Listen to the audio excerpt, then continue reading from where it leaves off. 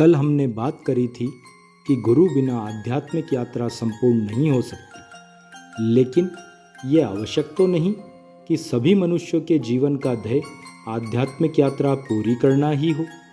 या यूँ कहें कि बहुत से व्यक्तियों को तो मानव जीवन के असली उद्देश्य का बोध ही नहीं होता। तो क्या गुरु सिर्फ आध्यात्मिक यात्रा पूरी करने के लिए बनाना चाहिए? नहीं, वास्तव में सद्गुरु नर रूप में हरि होते हैं और वह धर्म, अर्थ, काम, मोक्ष चारों पदार्थ प्रदान करने में पूर्ण सक्षम होते हैं। तुलसीदास जी ने जन्म लेते ही राम शब्द का उच्चारण किया, इसलिए उनका नाम राम बोला पड़ा।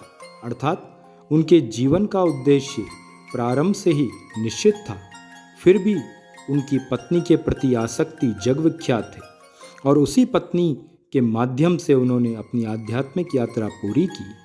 कहने का तात्पर्य ये है कि जिन पर ईश्वर की कृपा होती है, जैसे तुलसीदास जी पर, तो उन्हें समय समय पर धर्म, अर्थ, काम, मोक्ष चारों पदार्थ प्राप्त हुए।